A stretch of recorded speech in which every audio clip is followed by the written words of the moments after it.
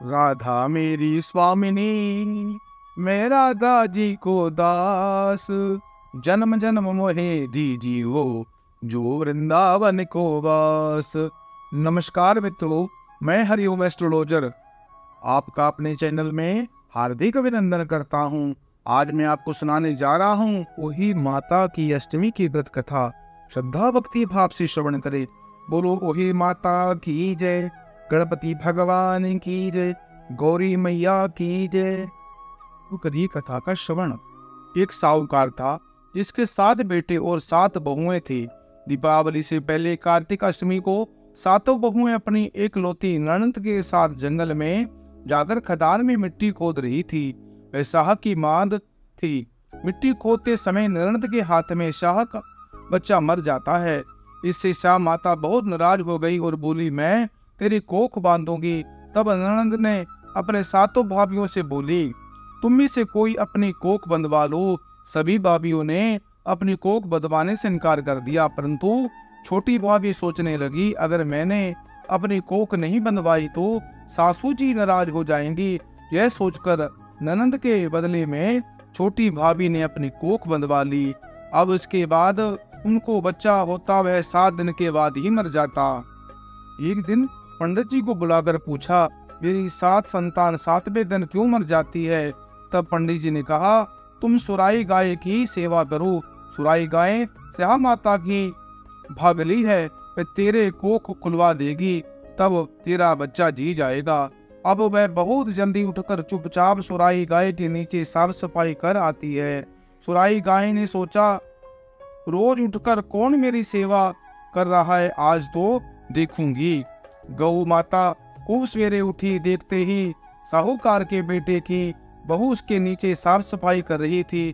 गौ माता उससे बोली, क्या मांगती है? साहूकार की बहू बोली, श्याम माता तुम्हारी भागली है, तुम्हारी बहन है और उसने मेरी कोख बांध रखी है, सो तेरी मेरी कोख खुलवा दो। गौ माता ने कहा, अच्छा है, ठीक है।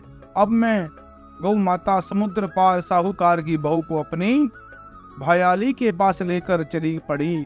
रास्ते में कड़ी धूप थी, सो हम दोनों एक पेड़ के नीचे बैठ गए।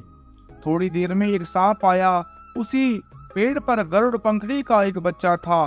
सांप उसे डसने लगा। तब साहूकार की बहू ने सांप मार डालकर उसे नीचे दबा दिया और बच्चे को बचा लिया। थोड़ी देर में गरुड़ पंखड़ी आई तो यह खून देखकर साहूकार की बहू को चोंच मारने लगी।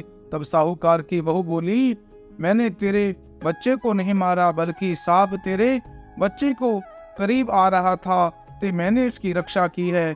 मैंने तुझके तेरे बच्चे की रक्षा की। यह सुनकर गरुड़ पंखड़ी बोली, मांग तू क्या मांगती है? वह बोली, 7 समुद्र पार श्याम माता रहती है, हमें तू उनके पास पहुंचा दे। तब गरुड़ पंखड़ी ने दोनों को अपनी पीठ पर बैठाकर श्याम माता के पास पहुंचा दिया। श्याम माता उनको देखकर बोली, आ बहन, बहुत दिनों से बाद आई है। फिर कहने लगी, बहन तेरे सिर में जुएं पड़ गई हैं। तब सुराई के कहने पर साहूकार की बहू ने उनकी सारी जुएं निकाल दी। इस पर श्याम माता प्रसन्न होकर बोली, तूने मेरे सिर में से सराई घेरी है, इसलिए तेरे 7 बेटे और 7 बहुएं होंगी। वह बोली, मेरे तो एक बेटा भी नहीं है, 7 बेटे कहाँ से होंगे? शाह माता बोली, मेरा वचन है। तब साहूकार की बहू बोली, मेरी कोख तो तुम्हारे पास बंद पड़ी है। यह सुनकर शाह माता बोली, तूने मुझे ठग लिया है। जा, तेरे घर पर तुझे 7 बहुएं मिलेंगी, तू जाकर उद्यापन कर। 7 ओही बनाकर 7 कड़ाही करियो।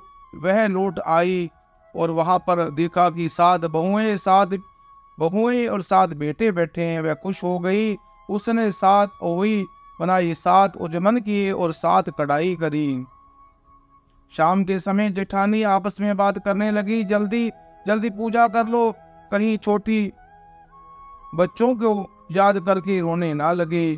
थोड़ी देर में उन्होंने अपने बच्चों से कहा, अपनी चाची के घर जाकर देखो, आज वह अभी तक रोई क्यों नहीं? बच्चे ने जाकर कहा, चाची तो कुछ मान रही है, खूब उद्यापन कर रही है। यह सुनते ही जिठानी दौड़ी दौड़ी वहां आई, आकर कहने लगी, तू तेरी तो कोख कैसे खुलवाई?